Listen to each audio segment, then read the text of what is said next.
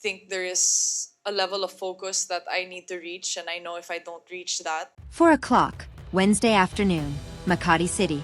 Outside the Glorietta Activity Center, a line is already forming that has nothing to do with shopping. Phones are open to the Globe One app, thumbs refreshing a registration page that hasn't gone live yet. Security barriers are going up around a stage nobody has seen finished. And somewhere between here and a flight path out of London, a 21-year-old left-hander is coming home to a country that has spent 9 days trying to figure out how to celebrate a loss.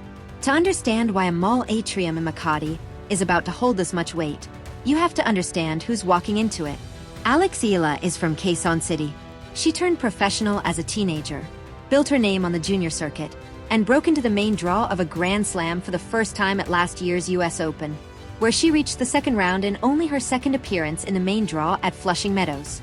By the time this year's grass season arrived, she had already put together a run that included a semi-final in Berlin and a title on the grass circuit, with wins over players like Elena Rybakina and Alina Svitolina along the way. The kind of results that build a resume quietly, one tournament at a time, long before most casual fans are paying attention. Then came Wimbledon. June 30th, round of 128. Eala opens her campaign against Mexico's Renata Zarazua and wins it in straight sets, 6-1, 6-2. Routine on paper, historic in substance, because it makes her the first Filipino player, man or woman, to win a singles main draw match at the All England Club. Round 2 brings a name with unfinished business attached to it. Australia's Maya Joint, the same player who had beaten Eala at the Lexus Eastbourne Open the year before. This time, Eala drops the first set 3-6, then takes the next two 6-2, 6-0, a loss from a year ago, answered in reverse, on the biggest stage either of them had ever shared.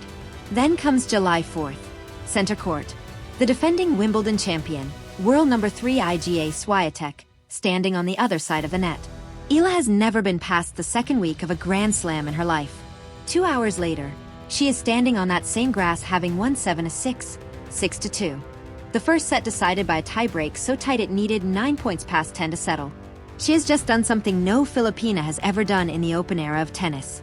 She has reached the 4th round of a Grand Slam. She told reporters afterward it was one of the biggest matches of her life, and admitted that for someone who grew up in the Philippines, a win like this could never feel small. She didn't need to say more than that. The moment did the rest of the talking. Within hours, Maria Sharapova, the player a young Alex Eala once called her super idol, the one whose game she says she studied for how she carried herself as much as how she played, left 2 words in the comments of Wimbledon's own Instagram post.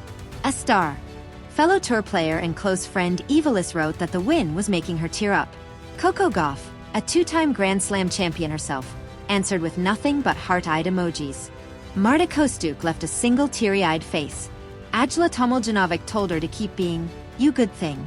Billie Jean King, who had spent time with Eala in person after the match, posted her own message, keep going for it, Alex. Catherine, Princess of Wales, shared a courtside photograph with her.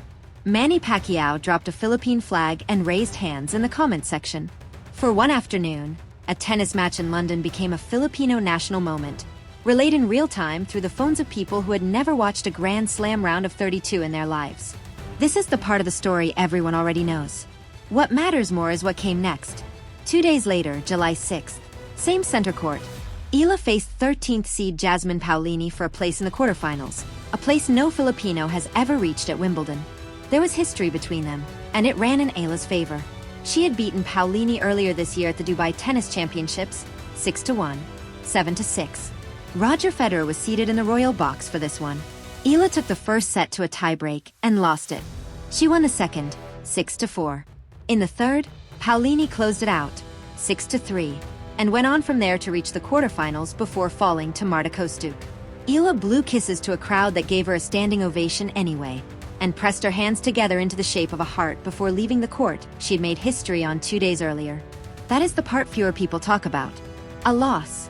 In a tournament she had already rewritten the record books in. A door that opened, and then closed within 48 hours. Head-to-head history that should have favored her, undone on the one day it mattered most. The next day, July 7th, she opened Instagram. Not a statement about the defeat. A message of thanks to the fans who had filled the stands with Philippine flags for 2 straight weeks, who had stayed up through the night in Manila to watch a match played on the other side of the world. That was her response to the biggest heartbreak of her season. Gratitude. pointed outward, before anything else. Around the same time, the Presidential Communications Office put out its own message, welcoming her home and crediting her with capturing the attention of tennis fans everywhere, as the first Filipina in the Open era to reach a Grand Slam fourth round. 2 days after the Instagram post, July 9th, Globe Telecom made its move. On Facebook, the telecom giant announced home court, the Alex Eala Fan Meet Experience, July 15th, Glorietta Activity Center, Makati City. Registration at 4 in the afternoon. Program at 6. Fans invited to be part of what Globe was calling the #Globe Home Crowd, in an event where Eala appears as the brand's Gen G ambassador. A sports apparel sponsor, separately, is reportedly organizing its own smaller, invite-only gathering around the same visit, select guests, fans, and media for a more intimate conversation with her. 2 working days.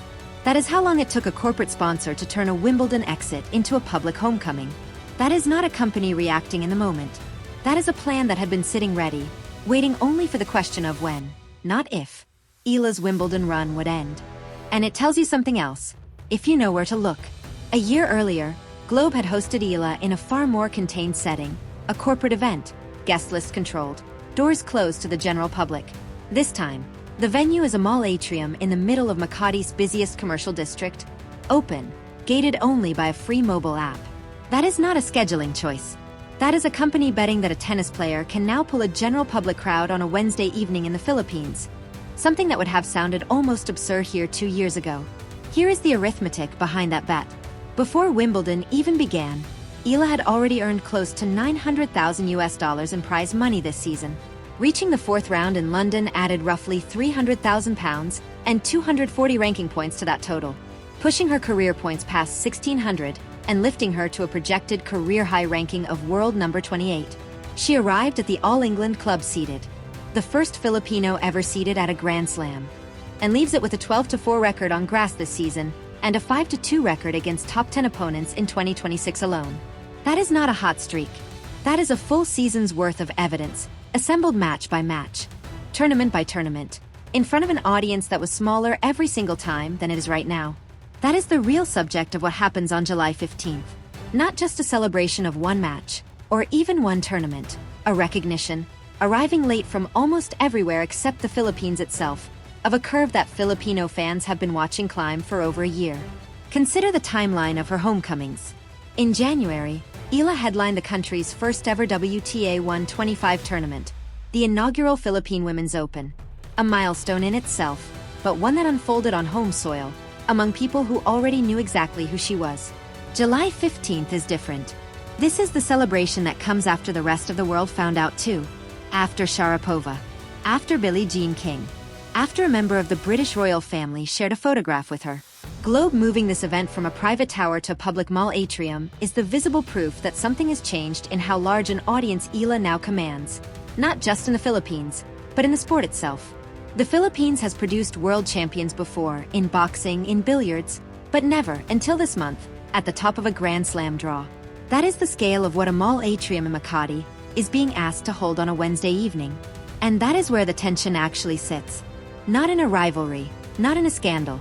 In timing, Eala has 12 days between Glorietta and her flight to Washington, where the Mubadala DC Open begins on July 27th. From there, the hardcourt swing keeps going. A stop in Cincinnati, then Toronto, where she's expected to enter seeded with a first-round bye, then on toward the US Open, which opens August 30th in New York. Somewhere inside those 12 days sits a single evening in a Makati mall, reportedly her only major public appearance before she goes back to being a competitor again. 9 days removed from a Wimbledon exit she has barely had time to sit with. She is being asked to stand in front of a country and be the story of the summer. That is not an unusual position for an athlete to be in. But it is worth pausing on, because it is easy to watch a homecoming like this and only see the celebration, the flags, the crowd, the lights of an atrium built for exactly this moment. Underneath that is a 21-year-old who spent July 6th on the losing end of a 3-set match, in the same tournament where, 2 days earlier, she'd made history. Both things are true at once. The joy and the unfinished business are traveling home together, on the same flight, inside the same person. Eala herself has said this season has already added something to her that no result can take away, a kind of self-belief that she carries into every match now, win or lose.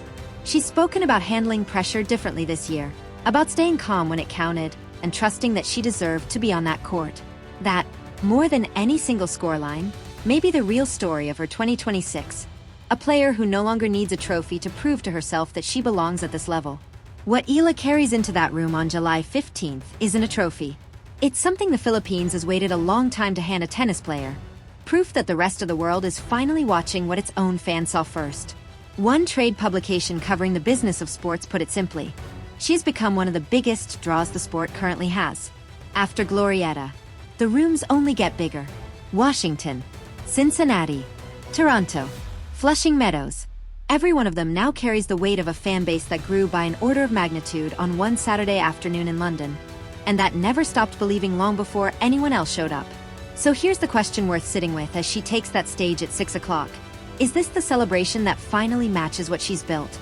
Or is the biggest one still ahead of her? That's a conversation for the comments. For now, welcome her home.